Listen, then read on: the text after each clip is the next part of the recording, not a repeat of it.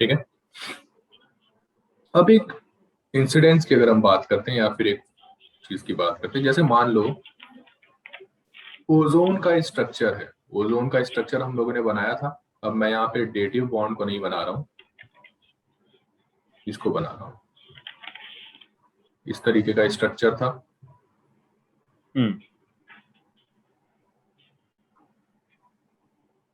ठीक है, तो ये है मतलब अब अगर मैं तुमसे पूछूं कि ओ डबल बॉन्ड ओ की डिस्टेंस x है और ओ सिंगल बॉन्ड ओ की डिस्टेंस y है, और अगर हम इस बेसिस पर इस चीज को गैस करते हैं तो तुम्हें बताना है कि x बड़ा होगा y से, x छोटा होगा y से, x इक्वल होगा y के। सर y बड़ा होगा। हाँ, देखने में हमें क्या लगता है कि y बड़ा होगा, लेकिन एक्चुअल में ऐसा नहीं होता। यहां पर x y के इक्वल है। अब क्वेश्चन हमें समझ में आता है कि ये ऐसा क्यों है। इसका मतलब साफ है कि हम लोग एक स्ट्रक्चर से इस प्रॉपर्टी को शो नहीं कर सकते, हाँ सर। है कि नहीं। तो इस फेनोमेना को ऑब्जर्व को एक्सप्लेन करने के लिए हम लोग रेजोनेंस की बात करते हैं। बॉन्ड किस वजह से बना है? बॉन्ड तुम्हारा बना हुआ है डबल मतलब इलेक्ट्रॉन्स की वजह से। ठीक है, यस सर। तो यहां पर ये मान के चलते हैं। अब देखो रेजोनेंस का मतलब है, सिंपल अगर बात करें, व्हेन, या भी पहले हम समझ लेते हैं उसके बाद लिखेंगे। ऑक्सीजन का यहाँ पर जो इलेक्ट्रॉन्स हैं,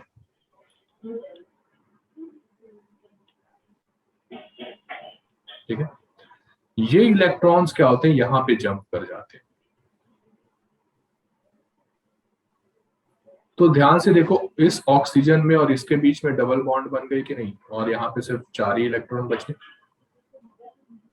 बट ऐसे क्यों होता है? इसी यही फेनोमेना होता है, इसी वजह से इसको हम लोग एक्सप्लेन कर पाते हैं, सिमिलरिटी इन साइज, क्यों एक्स और वाई इक्वल है। अच्छा, बट सर वहां पे तो ऑलरेडी 2 इलेक्ट्रॉन होते ही है जो कोऑर्डिनेट बॉन्ड से शेयर हो रहे होते हैं। अब तुम देख रहे हो कि अगर ये तो बॉन्ड और यहाँ 2 पर आ आ जाते जाए, हैं। 2 आ गए, तो इसका ऑक्टेट बिगड़ जाएगा कि नहीं बीच वाले का। हाँ सर। उसको मेंटेन करने के लिए क्या करता है, इस इलेक्ट्रॉन को बॉन्ड के यहाँ भेज देता है ऑक्सीजन।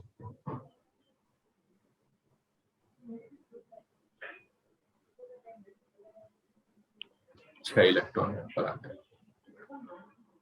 तो देख सकते हो तुम, इसका मतलब कहने का मतलब ये है कि ये जो डबल बॉन्ड है ना, ये हमारी क्या हो रही है, इधर उधर मूव कर रही है, कभी इन दो के बीच में, कभी इन दो के दो एटम के बीच में।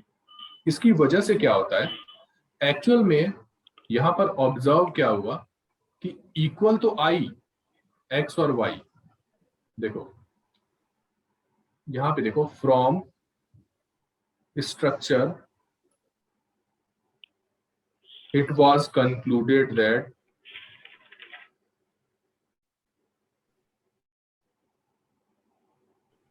x should be less than y, है कि नहीं।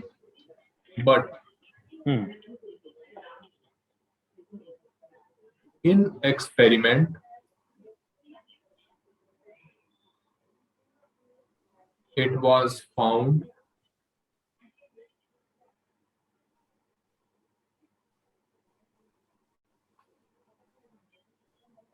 x equal to y, and x and y have values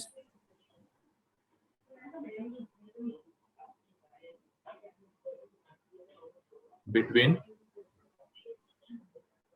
O single bond O and O double bond O।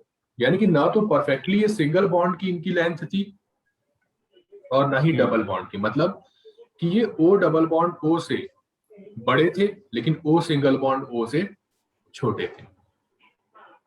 इसका मतलब क्या है कि इनमें ये चीज देखने को मिला कि जो ये डबल बॉन्ड है वो इधर उधर फ्लक्चुएट कर रही है, रेजोनेट कर रही है।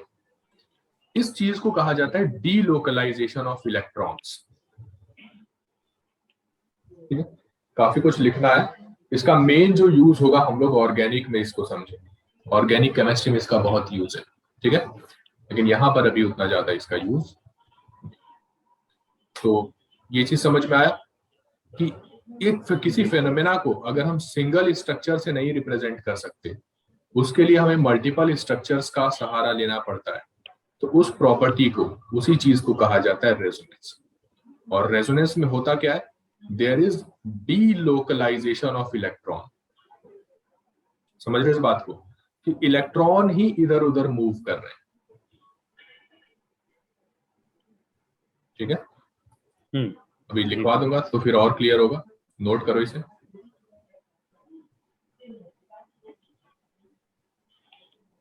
तो 1 और 2, और इस वजह से क्या हुआ कि इसका जो कैनोनिकल स्ट्रक्चर है ये बना दिया, मतलब ये दोनों 1 और 2 को हम लोग कहते हैं कैनोनिकल स्ट्रक्चर, और इसको कहते हैं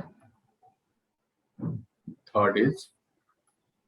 तो ये नोट करो, 1 and 2 are canonical structures,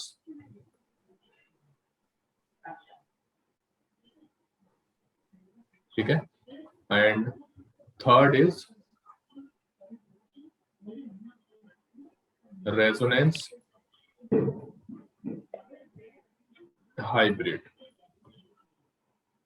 ये शो कर रहा है, वाला आपने समझाया नहीं ना अभी। हाँ नहीं, ये बस शो कर रहा है कि इसके पास, दोनों के पास डबल बॉन्ड है, कुछ टाइम इसके पास है, कुछ टाइम इसके पास है। तो यानी कि तुम ये देख सकते हो कि बॉन्ड ऑर्डर क्या होगा अब इसका।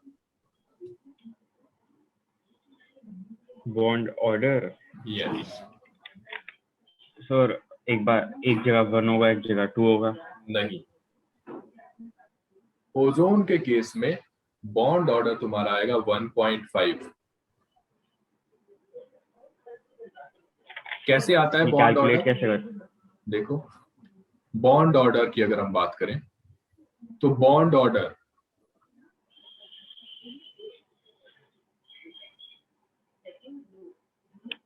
एक बॉन्ड तो ऑक्सीजन के बीच में फिक्स है, लेकिन जो बाकी एक जो डबल वाली बॉन्ड है वो है तो सिंगल, लेकिन रोटेट कितने जगह पे कर रही है, 2 जगह पे कर रही है कि नहीं कर रही। तो एक बॉन्ड में उसका सिर्फ कितना पार्ट होगा, 1/2।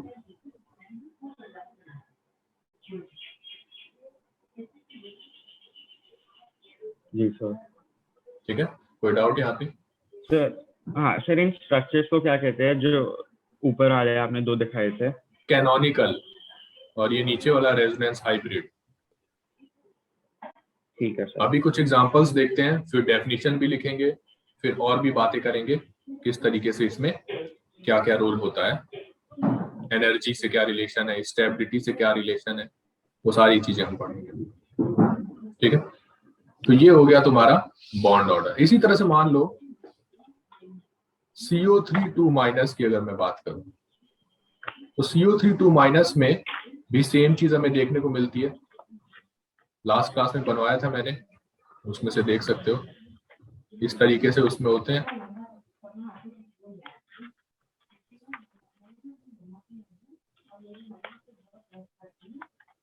ठीक है। Yes sir. तो एक बार क्या होता है, ये सारी प्रैक्टिस कर लेने, क्योंकि ये यही आते एग्जाम में, ये यहाँ चला जाएगा और ये यहाँ चला जाएगा, तो इसमें जो डिफरेंस क्रिएट होगा वो यहाँ पर हो गया O, डबल बॉन्ड,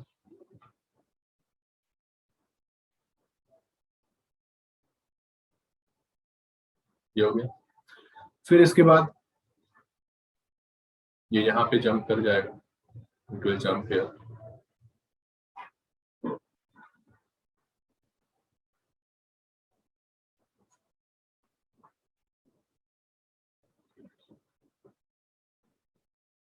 तो 1 2 3, ठीक है। तो ये चीजें हैं, ये तीनों कैनोनिकल स्ट्रक्चर है। इसी तरह से इसका हाइब्रिड क्या होगा, हाइब्रिड हो जाएगा, क्योंकि एक बॉन्ड तो परमानेंट है, और तो एक दूसरी बार बॉन्ड पीछे वाला पेज भी दिखा देना। दिखाता हूँ, ठीक है। एक बॉन्ड ये सर हो गया। हमें याद रखना होता है हर चीज का कि उसका रेजोनेंस हाइब्रिड स्ट्रक्चर कैसे बनेगा, या फिर हम पहले खुद कर लेते हैं? हाँ खुद कर लो, ठीक है। पहले याद करना पड़ेगा, धीरे धीरे प्रैक्टिस करते करते समझ में आने लगेगा। जब हम ऑर्गेनिक में इसकी बहुत प्रैक्टिस करेंगे वहां से फिर तुम्हें रेजोनेंस समझ में आने लगेगा। अभी के लिए जो करवा रहा हूँ उनको याद करना पड़ेगा, समझना पड़ेगा।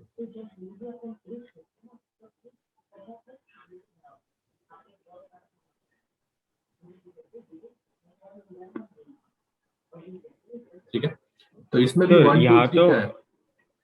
एक बोलो। चीज समझ नहीं आई सर कि हमने जो राइट वाला, सबसे राइट में जो ऑक्सीजन है उससे हमने एक बॉन्ड ऊपर लगा दिया था, तो फिर उसके इलेक्ट्रॉन तो बचे इलेक्ट्रॉन कहाँ गए उसके? किसके? अच्छा, बचे हुए इलेक्ट्रॉन दिखाए नहीं है। बचे हुए इलेक्ट्रॉन दिखा दो। बचे हुए।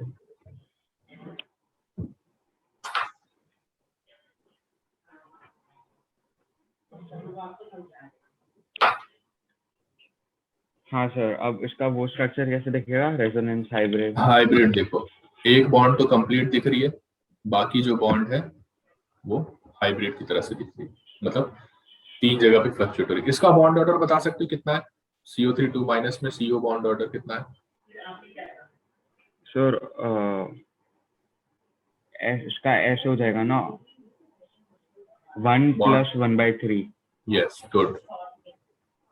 बॉन्ड ऑर्डर भाई, एक बॉन्ड तो सबकी फिक्स है 1, और दूसरी एक बॉन्ड है वो 3 जगह पर रोटेट कर रही है, तो 1/3, तो ये हो गया 1.33। कोई डाउट यहाँ तक? नहीं सर। इसी तरह से देखो, सेम है NO3 माइनस का भी।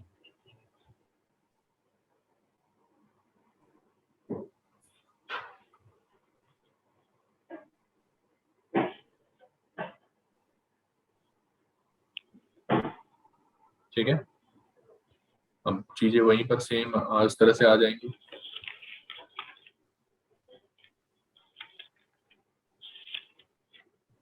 एन ओ, जल्दी जल्दी ड्रॉ करो इसको।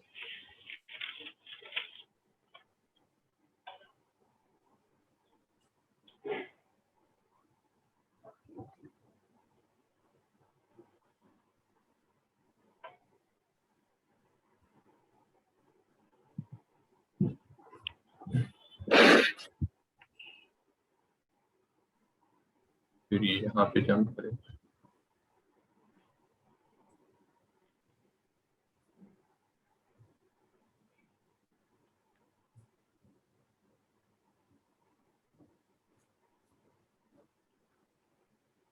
ठीक है, तो इसका भी हाइब्रिड कैसे हो जाएगा? एक बॉन्ड परमानेंट है। हाइब्रिड में देखो हम लोग इलेक्ट्रॉन नहीं दिखाते हैं।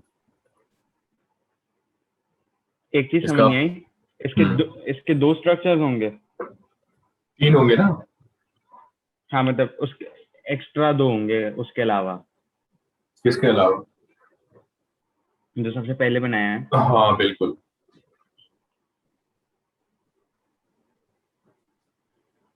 ठीक है, तो ये चीज क्लियर होगी। अब यस सर। इसमें क्या है कि यहाँ पे तुम देख सकते हो 1 2 3, और ये तुम्हारा हाइब्रिड है। बॉन्ड ऑर्डर बता सकते हो कितना है? इसका 1 प्लस, अब इसमें एक ही है। अच्छा, इसका सेम ही हो जाएगा जैसा उसका यस, था। सेम हो गया बिल्कुल, NO3 माइनस। अब इसी तरह से कई बार तुमने देखा होगा, बेंजीन में लोग क्या करते हैं, बेंजीन को बनाने के लिए ऐसे बना देते हैं और उसके बीच में गोला बना देते हैं, सर्कल। लेकिन एक्चुअल में अगर तुम बेंजीन को देखोगे तो यहाँ पे क्या हो जाएगा, बेंजीन के केस में क्या होता है, C6H6। तो इस तरह से मॉलिक्यूल तो इस तरह का होता है बेंजीन, है कि नहीं? इसमें क्या होता है कि जो डबल बॉन्ड है ये पोजीशन चेंज कर लेती है। ठीक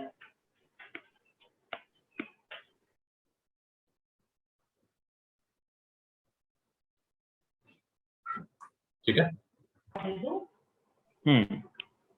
ये हो गया बेंजीन। तो इसमें क्या हो जाएगा, इसका भी हाइब्रिड कैसे बनेगा?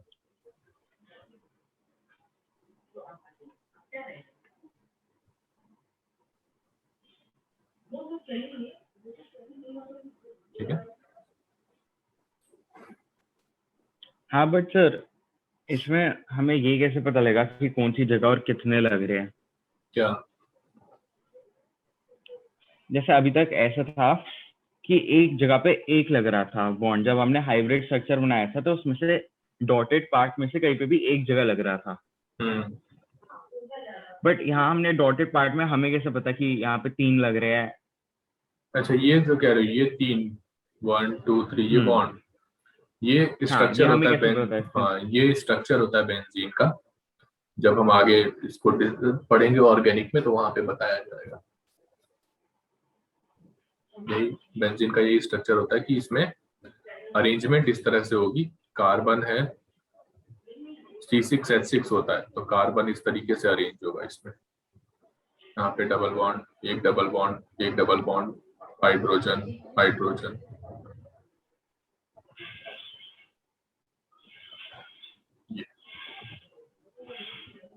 ठीक है, तो ये तो इन तीनों में लगाओ या फिर इसको रेजोनेट करके इन 3 जगह पे लगा दो। ठीक है, दोनों में से कोई एक पेयर, यानी ऑल्टरनेट लगाना होता है बेंजीन बनाने के लिए। ठीक है, तो वो बेंजीन, ये स्ट्रक्चर ऑर्गेनिक में लर्न करा जाएगा, और अभी थोड़ा हाइब्रिडाइजेशन जब समझेंगे तो उसके बाद समझ में आएगा। ठीक, चलो, कार्बन कार्बन के बीच का बॉन्ड ऑर्डर बता सकते हो? Carbon carbon bond order, yes. 1 हो गया ना, 1 तो परमानेंट है। अच्छा, इन बेंजीन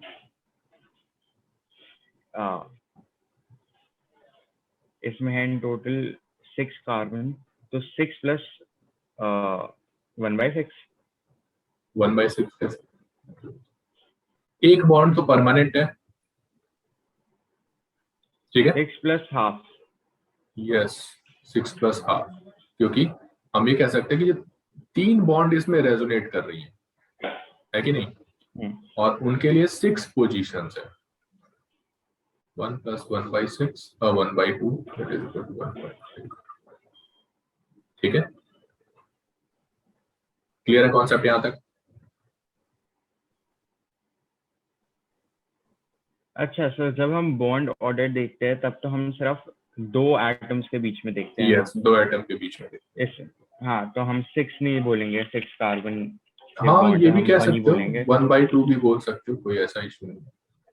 ये एक बॉन्ड परमानेंट है, वो बात चलिए, क्योंकि ये वाली बॉन्ड है वो ऑल्टरनेट रेजोनेट कर रही है।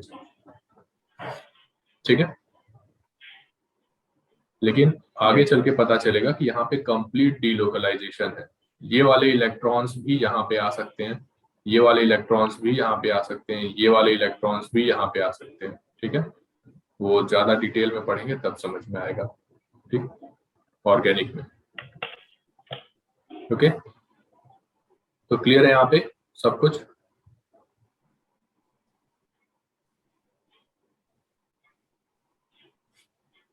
Yes sir. ठीक है, और इसी वजह से, क्योंकि सबका बॉन्ड ऑर्डर सेम है, तो सबकी बॉन्ड लेंथ भी क्या होती है, सेम होती है। अदरवाइज अगर तुम कैनोनिकल स्ट्रक्चर्स को सिर्फ देखोगे तो कैनोनिकल स्ट्रक्चर की वजह से क्या होगा,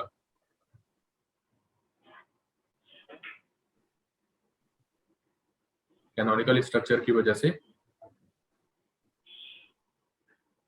क्या सर?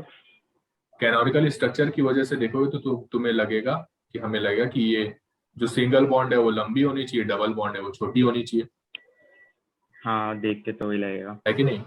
लेकिन एक्चुअल में हाइब्रिडाइजेशन होती है, इसमें हाइब्रिडाइजेशन की वजह से सारी बॉन्ड्स इक्वल होती हैं।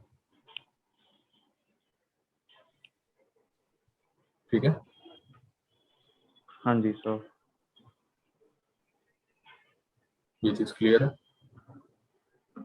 हाँ जी sir.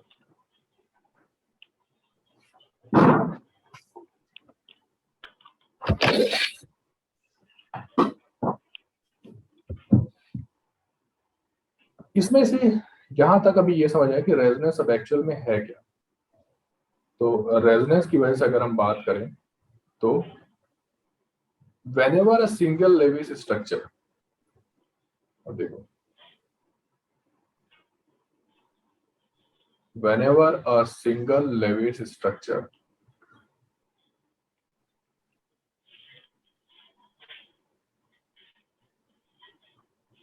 cannot explain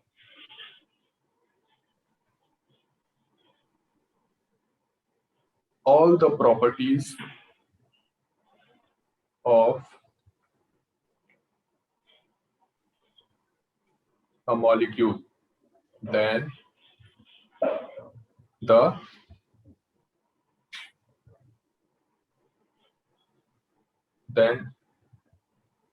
number of structures are considered. ठीक है,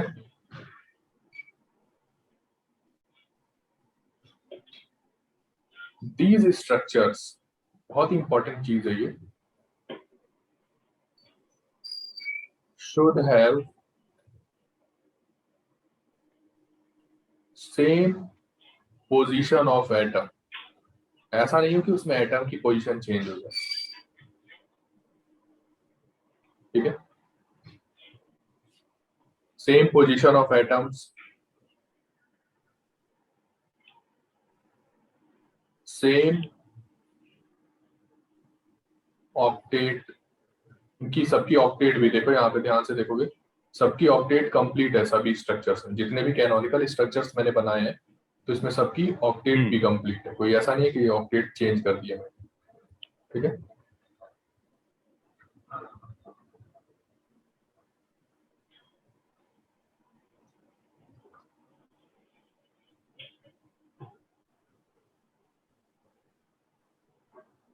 these structures should have same position of atom, same octet,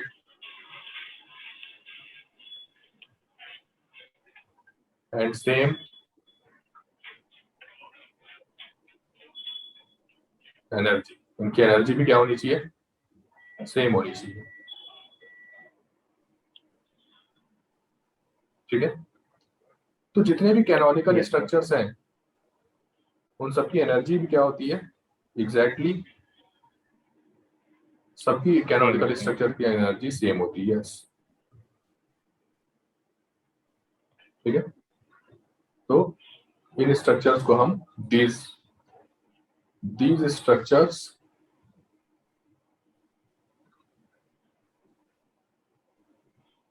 are called canonical structures।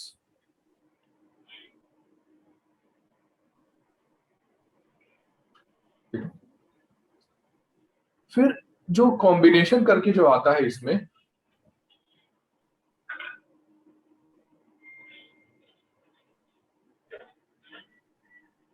the combination of this structure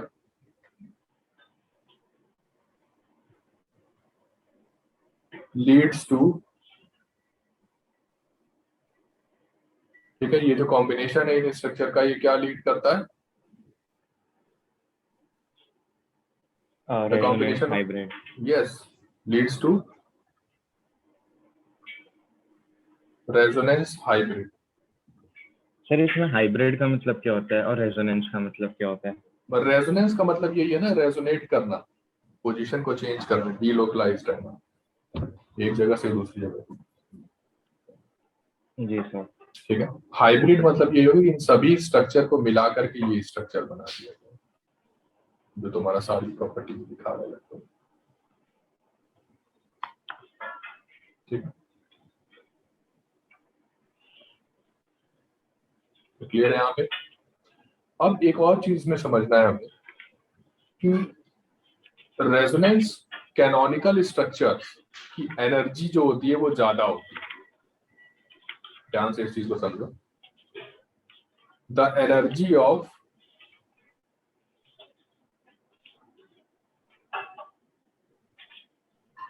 canonical structure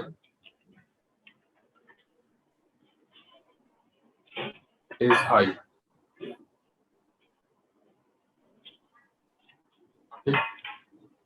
तो canonical structure है, उसकी energy क्या है, ज्यादा है। High. ठीक है,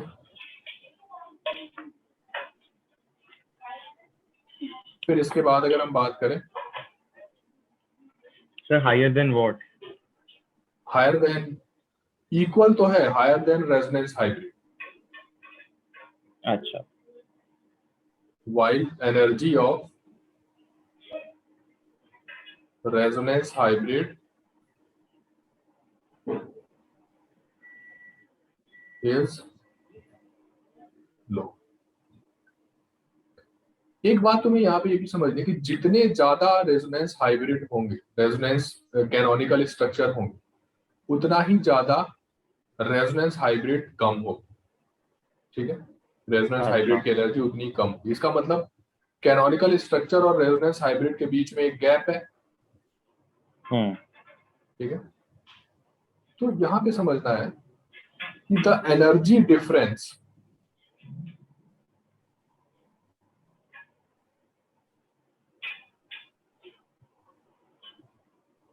between resonance hybrid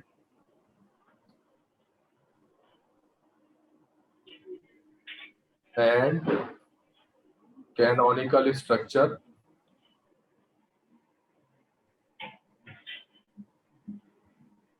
is called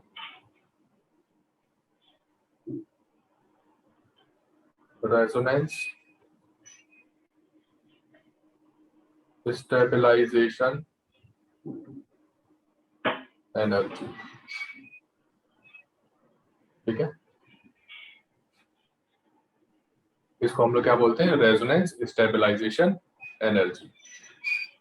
फिर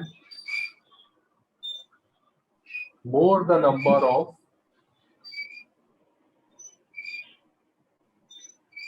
resonance hybrid,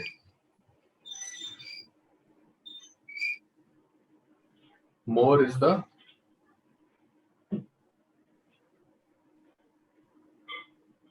sir resonance hybrid multiple हो सकते हैं? नहीं, sorry, more the number of canonical structures। Okay, good।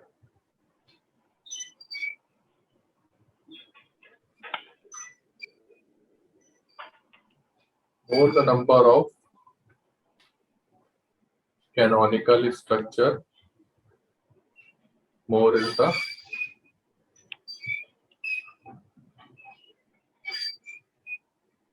resonance stabilization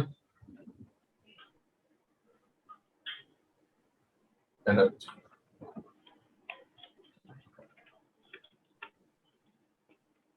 ठीक, क्लियर है पॉइंट यहाँ तक? सर ऐसा नहीं होता था कि जितने कॉनिकल स्ट्रक्चर्स आले होते थे उतनी कम एनर्जी होती थी? नहीं, उतनी ही ज्यादा एनर्जी ज्यादा होता, उतना ही हाइब्रिड की एनर्जी उतनी ही लो होगी। जितने ज्यादा कैनोनिकल स्ट्रक्चर होंगे उतना ही रेजोनेंस हाइब्रिड की एनर्जी लो होती है। Resonance stabilization energy? हाँ, रेजोनेंस स्टेबलाइजेशन एनर्जी वो गैप है। अगर वो गैप बढ़ेगा तो जाहिर सी बात है, कैनोनिकल स्ट्रक्चर की तो सबकी एनर्जी बराबर थी ना। हाँ। लेकिन फिर क्या हो जाएगा, वो जो हाइब्रिड है, जो हमारा हाइब्रिड बन करके आ रहा है, उसकी एनर्जी अगर रेजोनेंस स्टेबलाइजेशन एनर्जी बढ़ेगी तो इसका मतलब रेजोनेंस हाइब्रिड की एनर्जी उतनी ही कम हो जाएगी।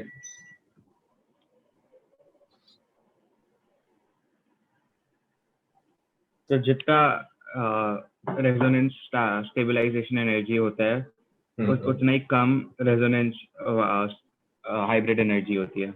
यस, रेजोनेंस हाइब्रिड की एनर्जी उतनी कम होती है। अब तुम्हें कल की क्लास में बताया हुआ है कि जितना ज्यादा मतलब जितनी कम एनर्जी होगी, स्टेबिलिटी क्या होगी? क्या सर? स्टेबिलिटी और एनर्जी में क्या रिलेशन?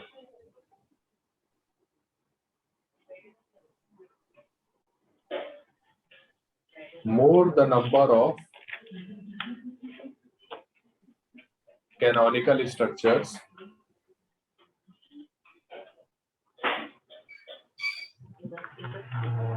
more is the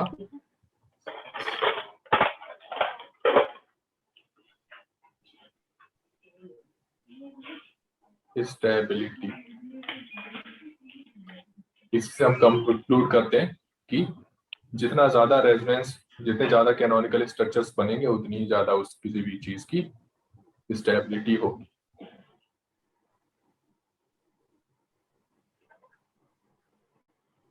ठीक है.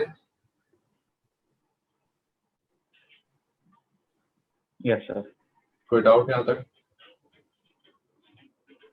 नहीं सर.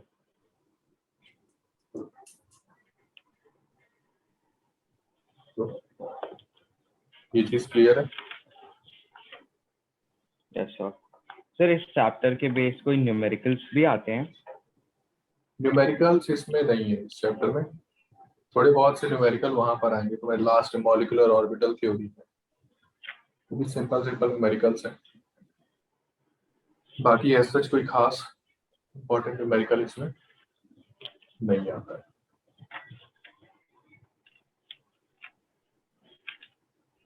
ठीक है. जी sir.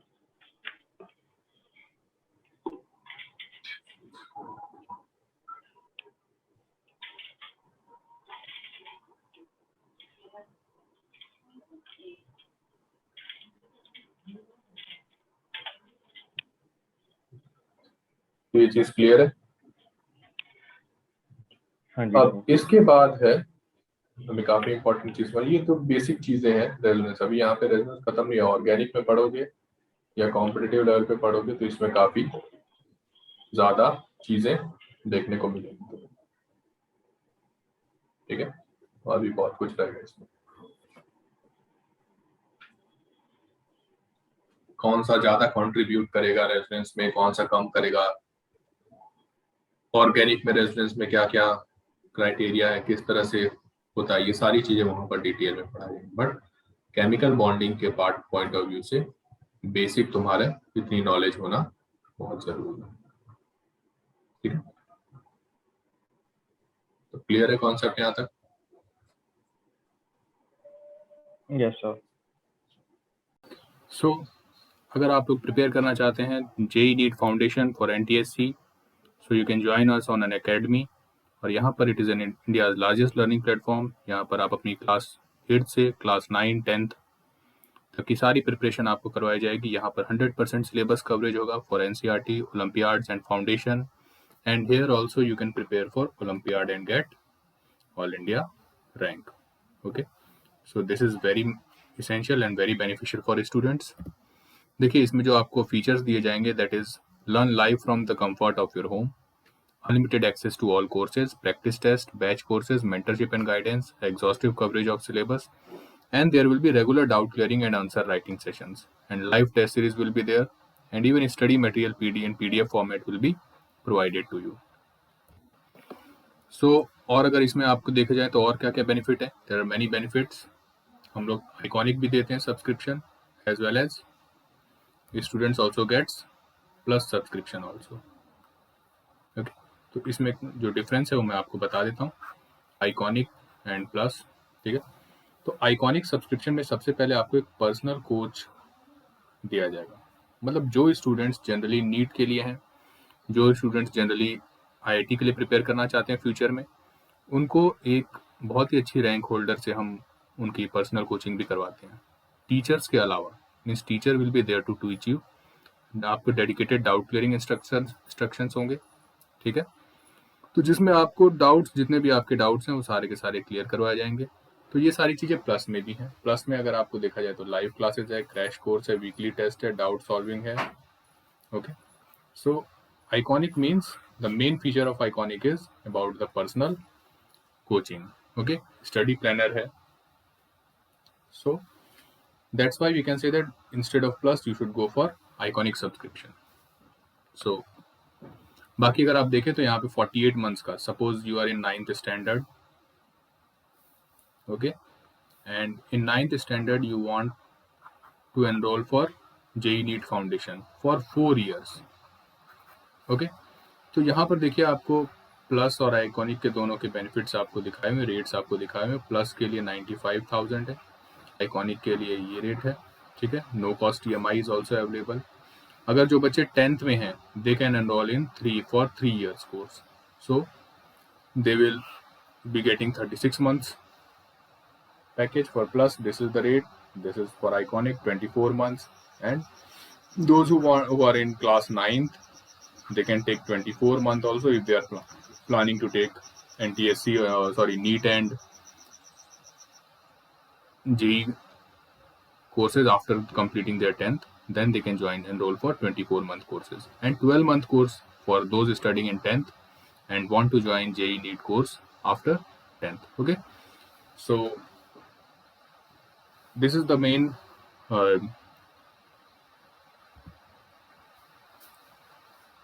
package we have. Okay, so now don't pay this price. Okay, now you have to use a referral code also, because what will happen is that suppose you are taking any subscription, and if you use my referral code, that is chemistry files, okay, in that case you will get an additional advantage of 10% discount in every package you will be getting. Okay, so for 10% discount you can use the code chemistry files. Okay, so, and if there is any query, you can call me on this number. So